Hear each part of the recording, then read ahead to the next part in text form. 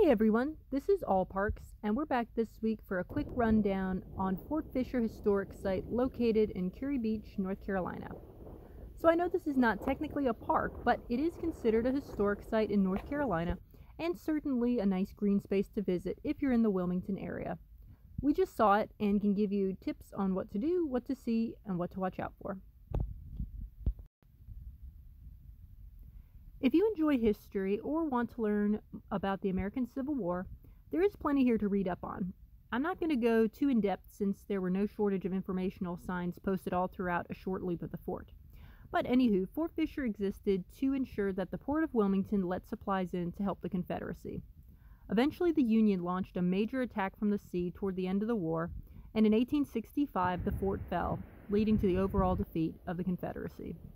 Although the fort has now been reduced to a few grass-covered mounds overlooking the Cape Fear River, you can still see a mean-looking palisade known as the Bloody Gate and cannon replicas posted throughout the grounds.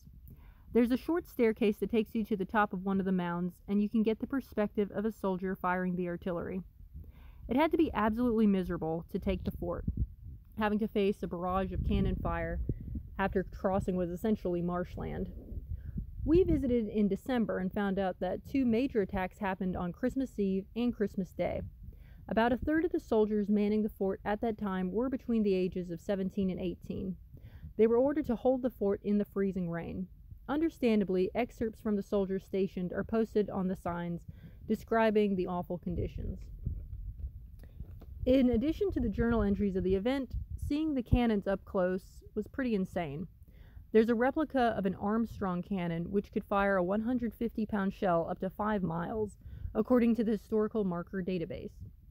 I appreciated that the informational signs did not try to glorify the battles at Fort Fisher. The taking of the fort was incredibly brutal. From the exchange of heavy shelling on the sea to a bloody charge in hand-to-hand combat, it was sobering to consider just how many people lost their lives on these grounds. We visited on a Sunday, so unfortunately the visitor center was not open. Their hours are 9 to 5 Tuesday through Saturday. If you're like us and show up when they're closed, you can walk the quarter-mile trail around the fort. It's flat with boardwalks, so it's pretty easy to walk, and you could read up on the informational signs at your own pace.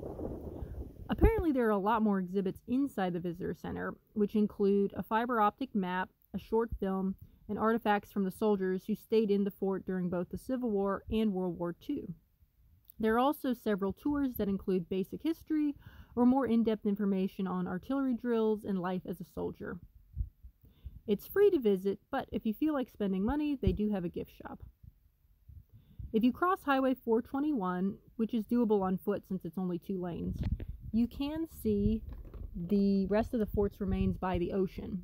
There wasn't a whole lot here to see in terms of artifacts, but the oceanside is scenic to walk along. There were plenty of families when we went, and people who took their dogs.